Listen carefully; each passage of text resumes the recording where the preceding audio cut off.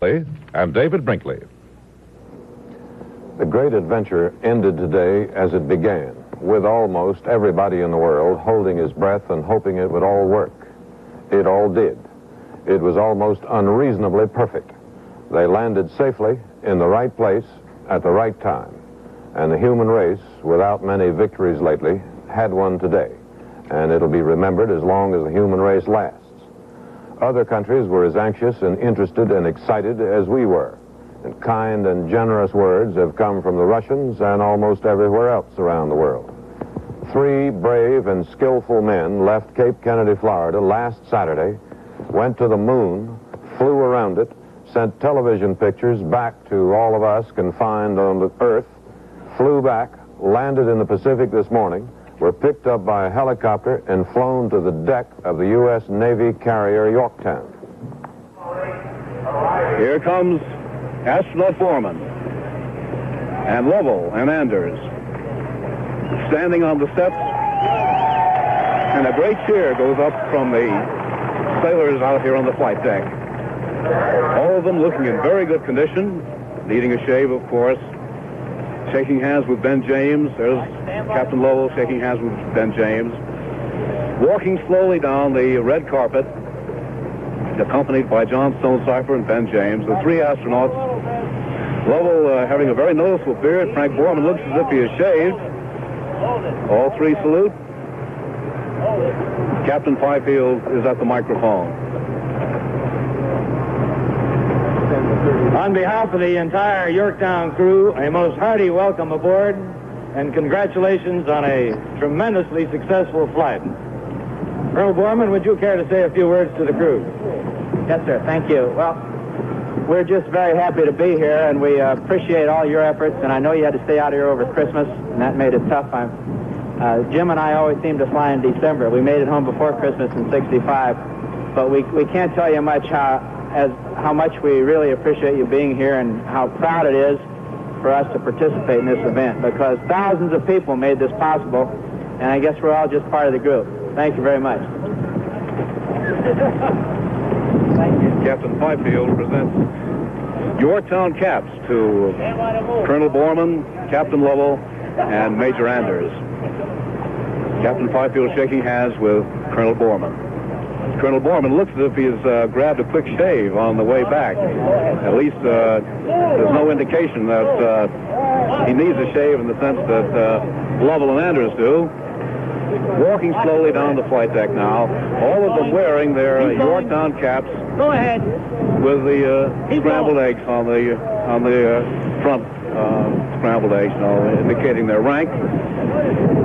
Colonel Borman of the Air Force, Captain Lovell of the Navy, and in the middle, Major Anders of the Air Force. Walking slowly down the flight deck of the aircraft carrier Yorktown,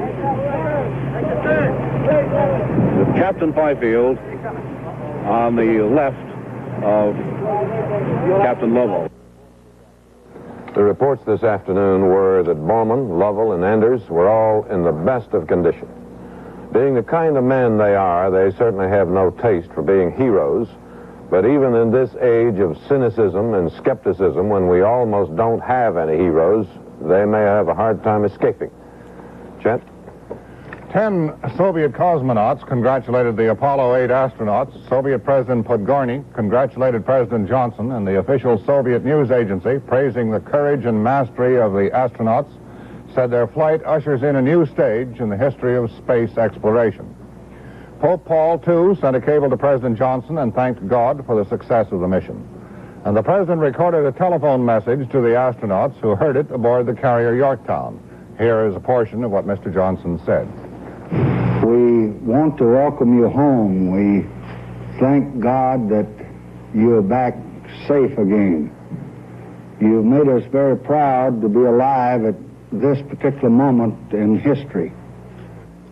If I could have exchanged thoughts with you, I was going to ask you whether it felt better coming down or going up, and to have you tell me some of your experiences, because you've seen what man has really never seen before.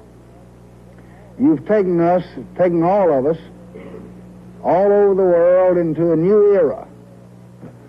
So we rejoice that you're well, and we send you congratulations from all of your fellow countrymen and from all peace-loving people in the world. Well done. The wives of the astronauts received telephone calls from President Johnson minutes after Apollo 8 landed in the Pacific. Each reacted in her own way to the news of her husband's safe return. Mrs. Borman talked about Colonel Borman's references to the good earth in his Christmas Eve prayer. I think that Frank wanted all of us to understand that this is a good earth, and I'm sure that he felt at that moment the position he was in, he was perhaps the one to get a message across.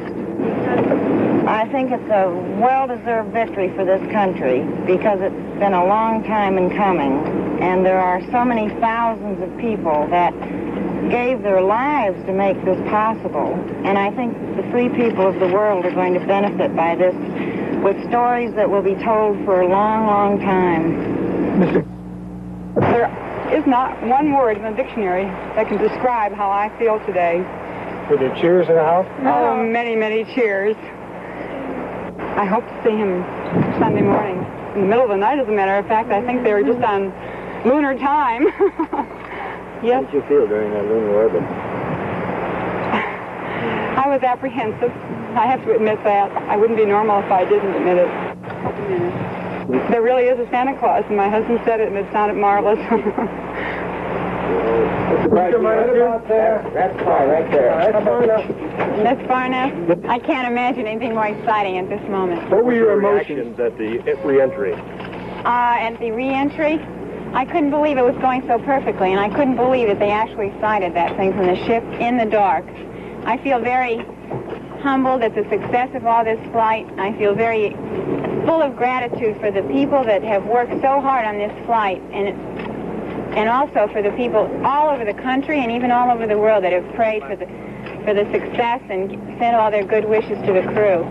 You saw your husband on TV yes, just a few minutes ago. Yes, that's good. How did he look? He looked great to me. He had a big beard. He had a big beard. The Huntley-Brinkley Report is produced by NBC News and brought to you in color by Micron, the foaming action mouthwash for a clean mouth and clean breath. Does your mouth ever taste dry and dusty? Or like an entire army was marching through it? Does your breath come on strong? Well, try Micron. Micron's foaming antiseptic action strips away stale film, foams out impurities from between your teeth. Your mouth feels so clean and fresh, that funny taste is gone. Odor's gone, too. Micron for clean mouth, clean breath. President Johnson today told a news conference that Cyrus Vance, his number 2 negotiator in Paris, has said he believes we can get going on substantive talks after his return there. Vance returned today to Paris. The president said also that he hopes all parties concerned will cut out what he called all this dilly-dallying, who talks first and where do you sit at the table. Contributing editor John Chancellor has been talking with some of the officials involved in Washington, and here is his report. What Ambassador Vance told the president is believed by many officials responsible for Vietnam, that there are reasons to think there may be some progress in the talks before January 20th. Vance pressed this view on many people during his stay here. Along with others in the American negotiating team, he watched the other side stall for 16 days last October. But this month's behavior doesn't follow that pattern. And Vance, who sits in the room with the North Vietnamese, thinks they can be moved, although nothing in these talks is easy. The delay stems from the real concern Hanoi has for the shape of the table, the question of nameplates and flags and who speaks first. These are genuinely important to the other side. Further, the National Liberation Front is getting lots of independent publicity now, and that will diminish once the substantive talks begin. So the American delegation will keep pressing for movement. Some officials think that Secretary of Defense Clark Clifford isn't making things any easier by his public demands for action. They wish he'd say these things in private. But nevertheless, there is general agreement that progress in Paris is worth one more try. In Paris, the South Vietnamese once more demanded that the talks be two-sided rather than four-sided, and said that the only solution to the war is for North Vietnam and the Viet Cong to surrender or give up. In Vietnam, the fighting fell to the lowest point since September, but military sources refused to speculate why. David? The cost of living in this country is rising not quite as fast as a rocket, but too fast for a stable economy. In November, it rose 0.4%. That is the rate of almost 5% a year, and the total increase for 1968 will be close to 5%. Most of the wage increases the unions won during the year have been wiped out, and an average worker's buying power is lower now than it was a year ago. It is the empty and pointless result of constant wage increases followed by constant price increases. It is the fastest inflation since the Korean War, and then they put on wage and price controls. Today, a group of educators called on President Johnson to thank him for his help to education, and in response, he made one of those relaxed, ad-lib, rambling speeches of his, like this. And I'm going home to really do three things, and only three things. They've got me building empires and sailing ships and flying planes and leading astronauts and everything else. But I'm just not going to do any of those things. And I'm not going to retire either. The first thing I'm going to do, I'm just going to be lazy and enjoy being with Lady Bird for a while. And she'll get tired of me before very long all the time, but we're going to sleep late and not be worried about what may be said here or there. But just take things easy. Then the next thing I'm going to do is just read and read and read and read. I got enough books Christmas. I got 7 volumes last night on George Washington. And I'd feel better this morning if I hadn't plowed through one of them as long as I did. But he had some of the same feelings about the presidency that I have. And you like to find a fellow that agrees with you. So I'm going to read. And then when I get through reading, I hope to be able to do some writing and some teaching. Next year, I'm going to make a relatively few appearances, 6 or 7, 2 or 3 at the university, and Rice Institute, and San Marcos, and maybe 1 or 2 up in this country, this area. But a great deal of my time is going to be spent with young people. And I'm going to try to inspire them and stimulate them and create in them a desire to be teachers or preachers or public servants, because I think that you can get a satisfaction in those endeavors that you can't find in many others.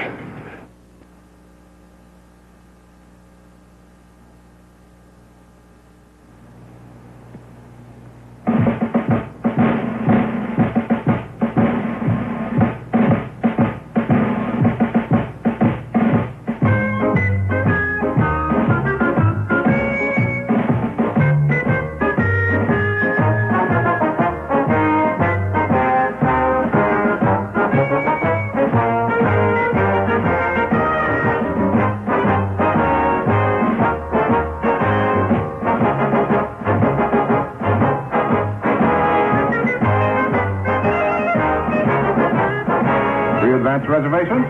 Check. Children under 12, free in your room. Check. Are we going to stay, Grandpa? Check. Check. Check. Check one Holiday Inn, and you check them all. There are now over 1,000 Holiday Inns with #1 service at a sensible price, where you're #1. The United States has agreed to sell 50 jet fighters to Israel to strengthen its defenses against the Arab countries who are being armed by the Russians. Israeli Foreign Minister Abba Eban said he was deeply satisfied. The U.S. Navy plans a thorough inquiry into the loss of the Pueblo and the behavior of its crew after they were captured. Here's a report from NBC News correspondent Jack Perkins. Where the spacecraft is not Like many Americans, the men of the Pueblo started the morning watching the men of the Apollo. This was in a ward room at the Naval Hospital in San Diego, where they are being held for medical exams and interrogation. After watching the Apollo, they sent them a telegram. It said, "Congratulations, we gladly relinquish the limelight."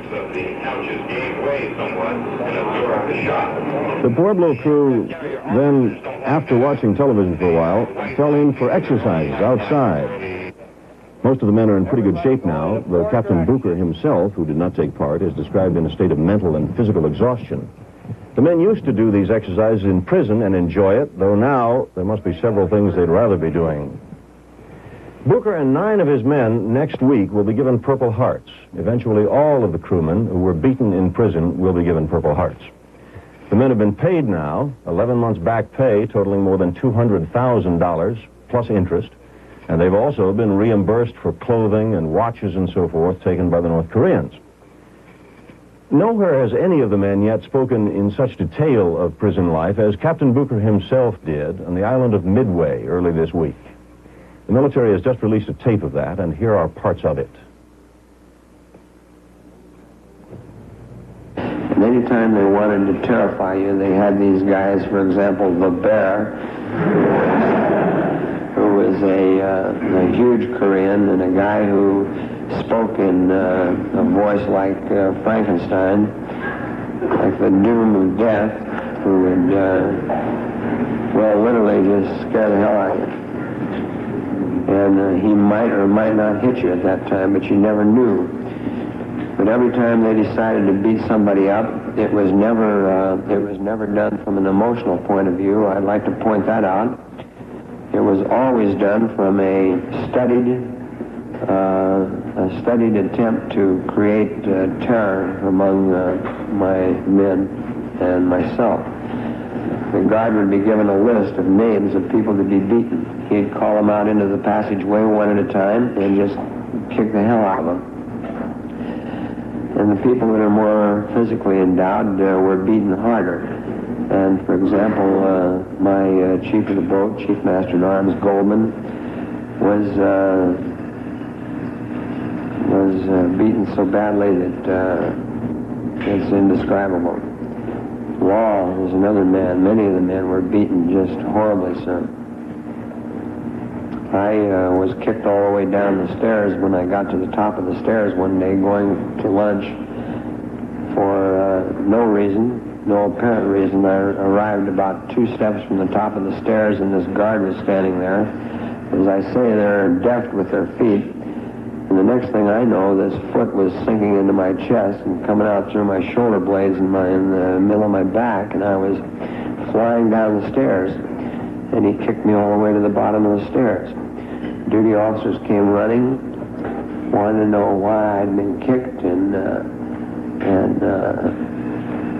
the next day I was told, gee, that was too bad. Our guards just hate your people so much for all the atrocities they committed, sometimes we can't hold them back. The crew, and I don't know who they all were subjected to various forms of physical torture and mental torture. I was held in solitary confinement during the entire period of the 11 months.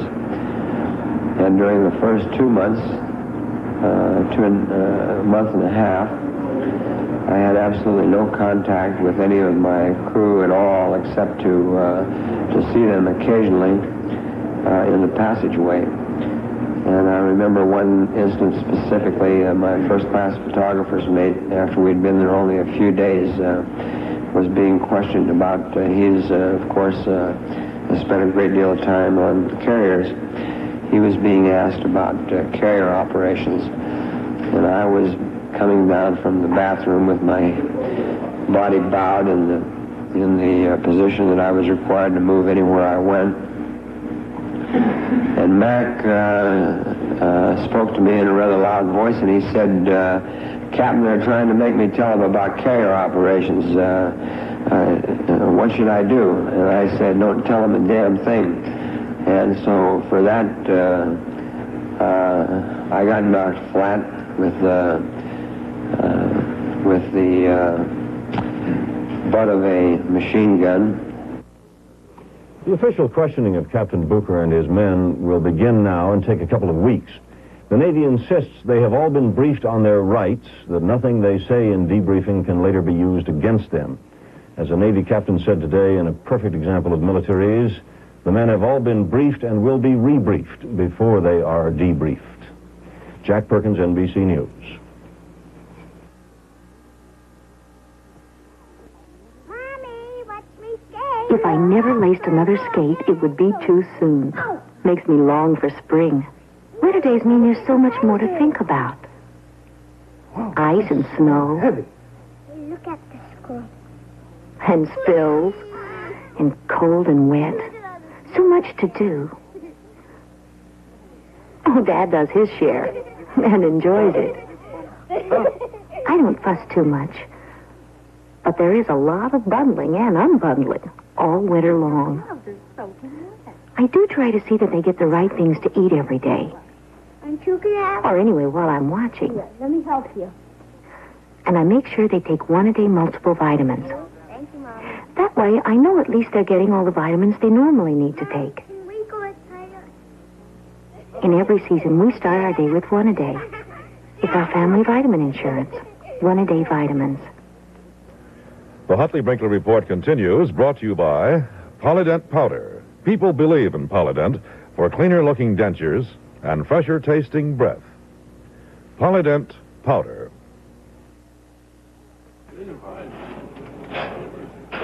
We own this Italian restaurant. I wear dentures, but I have to meet so many people, I can't afford denture odor.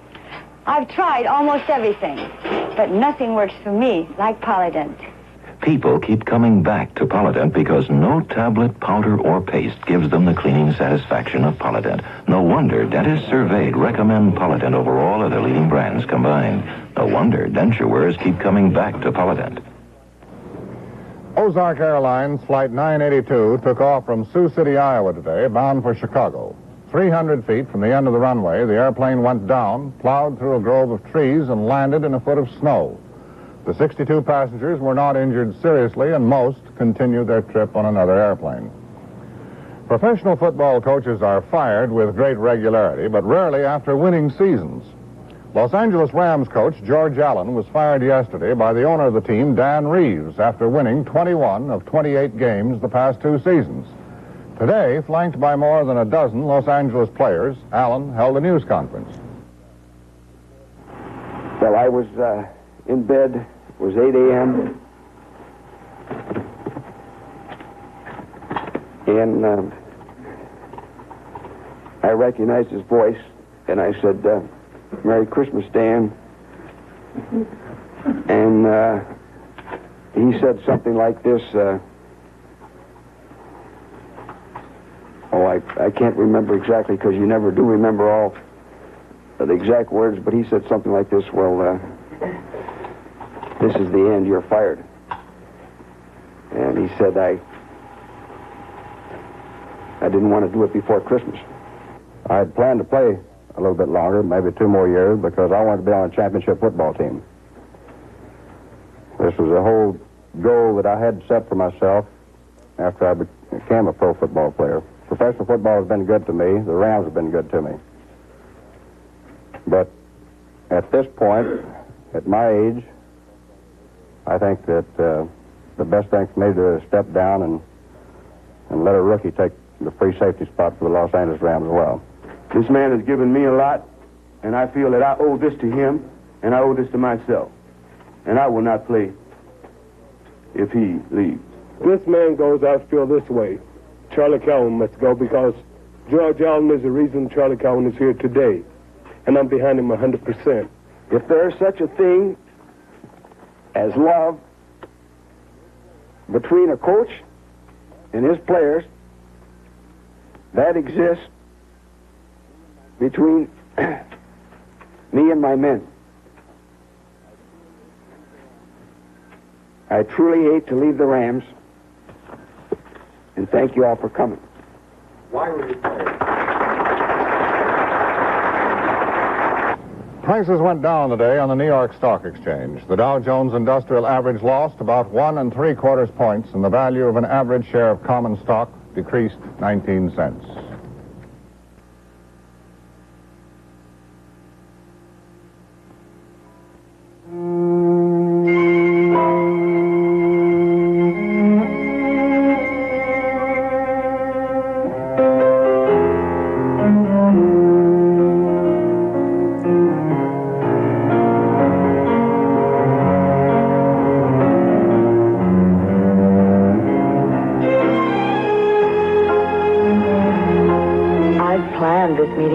for some time.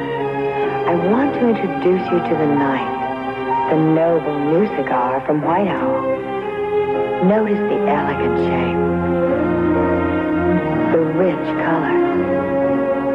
You'll enjoy smoking the handsome new night. You look so good with it.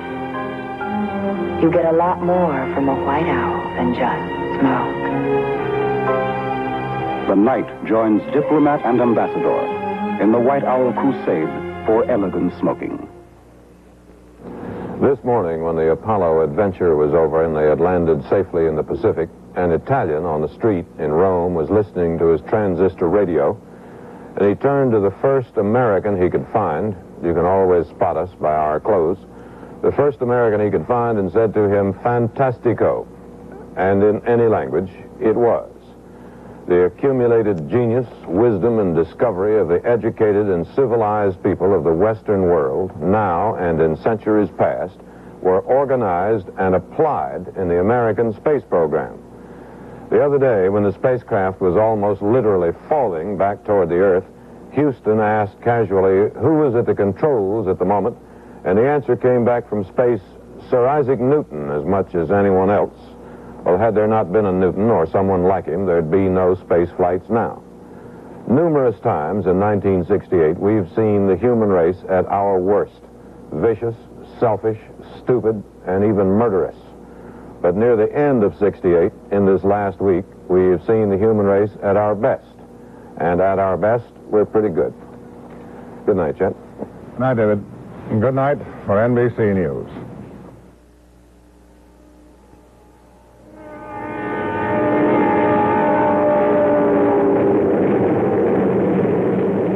There's a new look to the way America's growing by shiny ribbons of steel, the modern computerized railway. Railroads move what it takes to help America grow. Lumber for your home, steel for your car, coal for your electricity, for things you use every day. Lifted, hoisted, dumped, stacked, racked, piggybacked, containerized, classified. Delivered at lower cost, saving you money when you buy. Modern railroads, meeting transportation needs of constantly growing America, helping you live the kind of living you like. The American Railroads.